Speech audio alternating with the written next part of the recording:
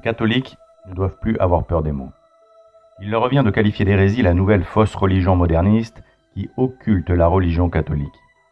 Ils doivent le faire sans hésiter, avec force, et dénoncer toute la perversité de cette obédience, complice de tous les ennemis du Christ. À sa tête, ceux qui adoptent et promeuvent les erreurs de cette doctrine diabolique sont des apostats ayant manifesté publiquement et à de nombreuses reprises leur apostasie par des actes scandaleux dont ils ne se sont jamais repentis. Les catholiques peuvent s'appuyer sur le magistère solide et irréprochable des souverains pontifes Pie IX et Léon XIII pour chasser les doutes que le démon suscite en eux, en assaillant leur conscience afin qu'ils craignent d'adopter une position tranchée. Ils doivent surtout connaître celui de Saint Pie X, qui fut véritablement l'apôtre envoyé par notre Seigneur Jésus-Christ pour lutter contre le modernisme, tant son pontificat a été axé sur ce combat. Saint Pie X fut indéniablement éclairé par le Saint-Esprit sur les aspects cachés de la perversité de cette hérésie. Son analyse des conséquences à venir du modernisme était si pertinente, si brillante, qu'il est salutaire pour tout catholique de prendre connaissance des écrits et des actes que ce grand pontife prit contre ce mal, mais aussi de garder à l'esprit que ce Saint-Père, véritable rempart contre ce mal, mourut en pleurant sur les conséquences à venir du modernisme, conscient qu'à sa mort, les modernistes perfides qui s'étaient dissimulés, en feignant de rentrer dans le rang, sortiraient de l'ombre pour contre-attaquer. Les catholiques doivent mettre à l'honneur le magistère de Saint Pie X. Ils doivent le promouvoir pour l'opposer à celui des pseudos Saint Jean XXIII et Saint Jean-Paul II, injustement canonisés par une fausse église pour justifier sa doctrine mortifière qui, au nom de la paix, prône l'œcuménisme interreligieux, hérésie abominable, qui prépare le noachisme, future religion mondiale. Peu de prêtres ont eu le courage d'accuser cette fausse église. Et leur prise de position courageuse leur ont valu d'être mis au banc des accusés.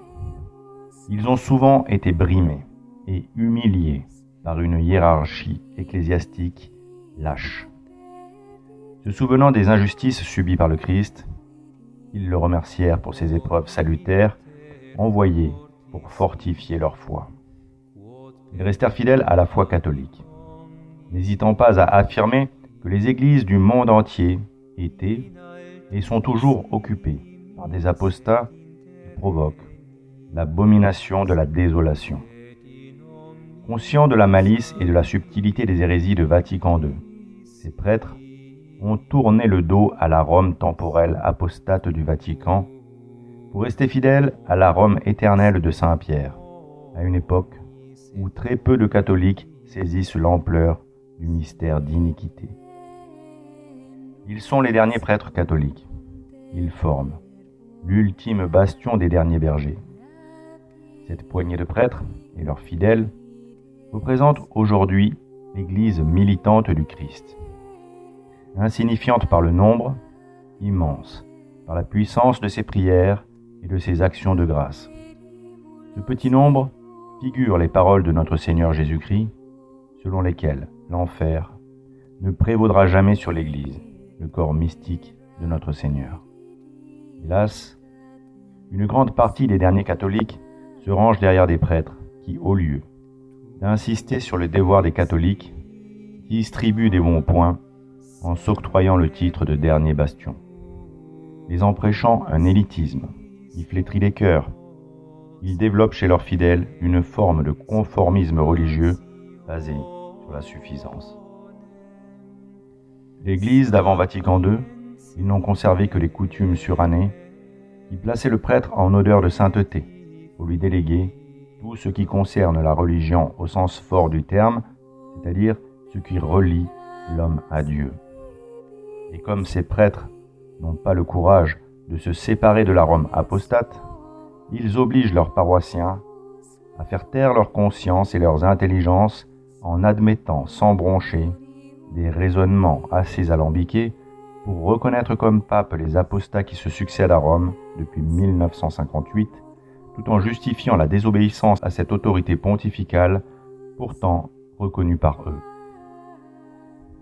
Assez tièdes pour avoir peur d'être excommuniés par des hérétiques, niant ouvertement la divinité de notre Seigneur Jésus-Christ, en se cherchant des points communs avec la synagogue de Satan qui a tué le Christ et clame depuis 2000 ans qu'il n'est pas le Messie, ils seraient cependant, selon leur dire, l'élite d'une église à la dérive. Ils seraient catholiques en se plaçant sous l'autorité de ceux qui interdisent l'apostolat. Ils le renomment malicieusement prosélytisme et affirment que le salut peut s'obtenir par toutes les religions quand c'est un dogme de foi que de croire qu'il n'y a qu'une vraie religion et qu'en dehors de l'Église, il n'y a pas de salut possible. Mais reconnaître le titre de religion à une fausse religion, tout particulièrement au judaïsme, revient à nier la divinité du Christ. Et considérer que toutes les religions se valent revient à dire que Dieu le Père a sacrifié son Fils inutilement. Les derniers catholiques ne doivent pas s'y tromper. Ils ont une grande dette envers le ciel qui leur donne la grâce d'y voir clair pour qu'ils puissent choisir le bon chemin. Qu'ils regardent autour d'eux, tous ces gens aveugles, incapables de concevoir la vérité. Qu'ils constatent combien il est difficile, même pour les gens de sensibilité traditionnelle, de sortir des raies du démon. Tant choisir de regarder les choses en face implique de changer ses habitudes et de se placer dans une situation inconfortable. Et qu'ils louent le bon Dieu de leur avoir donné la grâce d'y voir, sans qu'il n'ait rien fait pour le mériter, juste par pure bonté.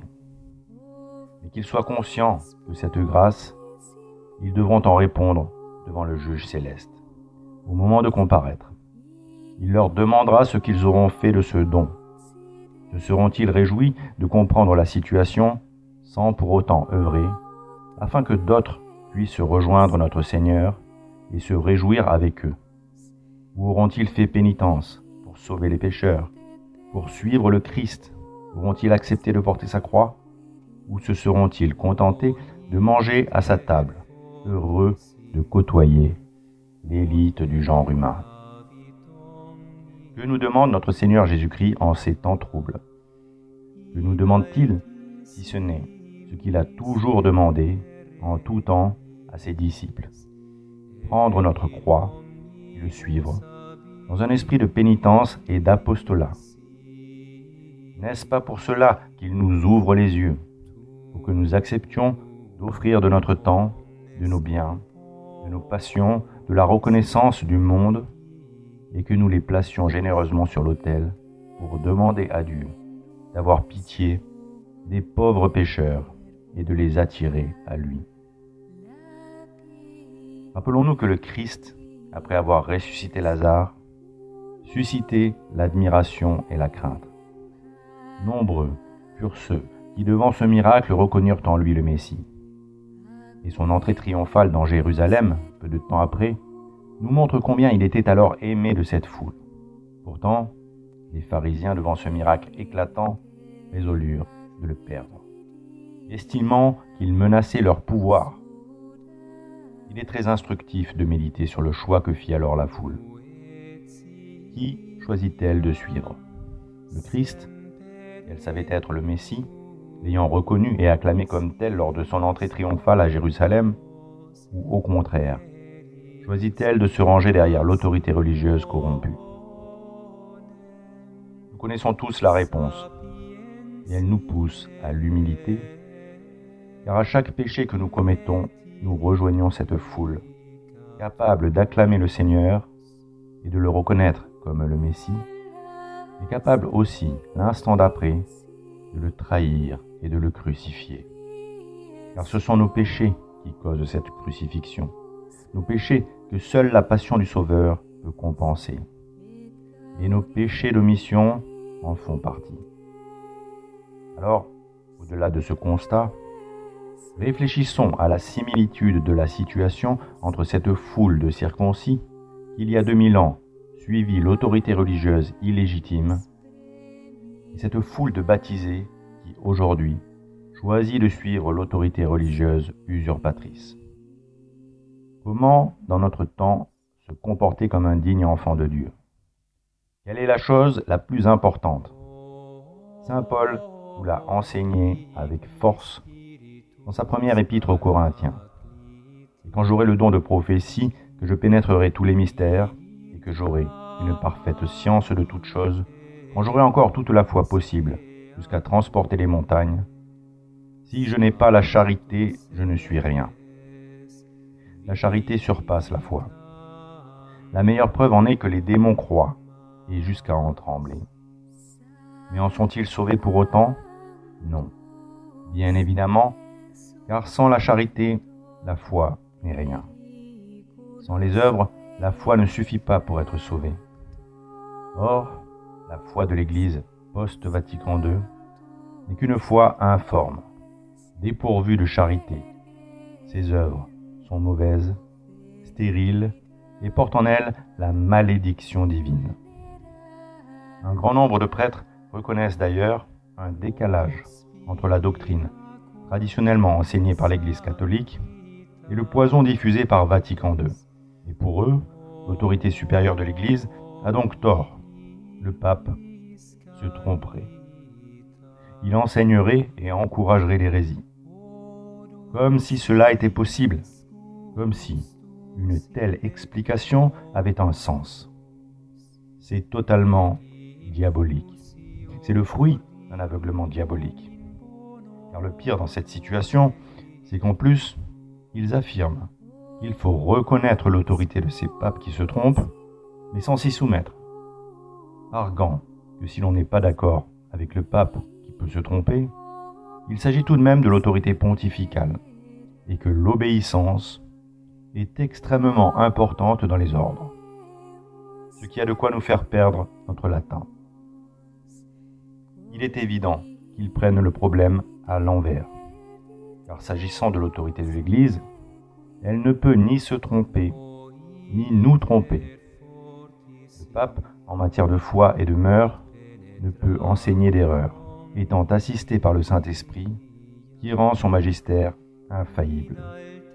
Ensuite, toute créature humaine doit se soumettre à l'autorité pontificale, à plus forte raison si elle est catholique. La seule raison valable pour un catholique de refuser l'autorité d'une personne occupant les fonctions de pape serait de constater que cette personne se trompe manifestement et indiscutablement sur la foi et les mœurs, en enseignant aux fidèles une doctrine allant contre la foi et les mœurs. Une telle attitude indiquerait en effet incontestablement qu'une telle personne assise sur le trône de Saint-Pierre ne serait pas assistée par le Saint-Esprit, mais qu'au contraire, elle serait le jouet du diable, signe manifeste qu'elle ne serait pas pape, et que les prophéties concernant l'abomination de la désolation, assise là où elle ne doit pas être, seraient réalisées. Ce qui n'est pas impossible, contrairement à ce que beaucoup de catholiques affirment, puisqu'il est écrit qu'il sera un moment où les méchants triompheront sur les bons. Malgré cela, les catholiques devront tenir bon, jusqu'au moment où le Seigneur les délivrera. Alors, la position des prêtres, qui reconnaissent l'autorité d'un pape faillible, sème le trouble dans le cœur des fidèles, qui peuvent se souvenir par exemple de sainte Marguerite Marie Alacoque, qui lutta avec le Sacré-Cœur, à qui elle préférait désobéir pour pouvoir obéir à la règle de son ordre afin d'être une bonne religieuse. Ils peuvent en effet, à juste titre, se souvenir que notre Seigneur Jésus-Christ était très satisfait de l'attitude de sa messagère.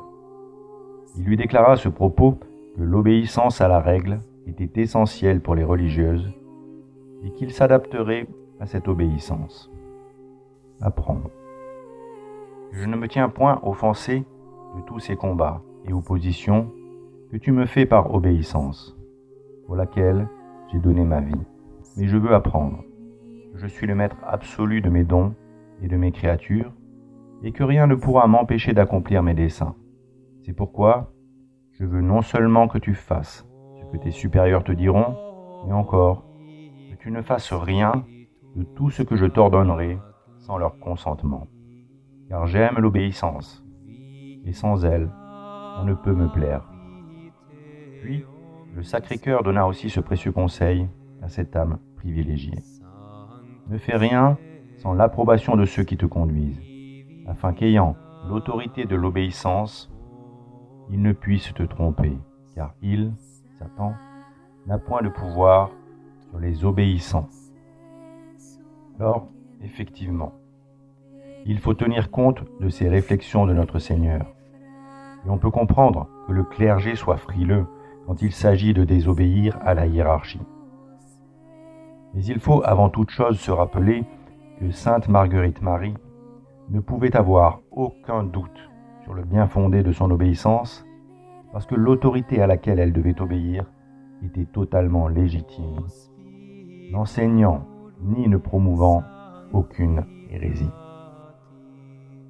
À l'inverse, on peut se souvenir que Sainte Jeanne d'Arc, face aux évêques corrompus de la Sorbonne, qui représentaient pourtant l'autorité la plus prestigieuse de l'Église, face au pouvoir diminué de la papauté, dans une époque trouble, refusa catégoriquement de se soumettre à cette autorité malveillante.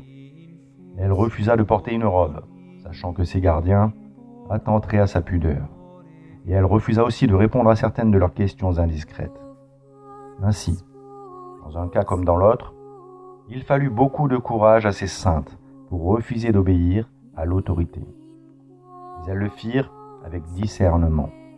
Or, l'une le fit en refusant d'obéir à notre Seigneur Jésus-Christ, qui s'adressait directement à elle, au nom de l'obéissance à ses supérieurs légitimes, parce qu'elle plaçait l'humilité au-dessus de tout, quand l'autre le fit en plaçant l'obéissance au Christ au-dessus de tout, parce que ceux qui se plaçaient au-dessus d'elle n'avaient aucune légitimité véritable et qu'elle ne pouvait pas, en son âme et conscience, leur obéir, malgré sa grande humilité et son désir éclatant de servir le Christ roi, son lieutenant, le roi de France, et la Sainte Église.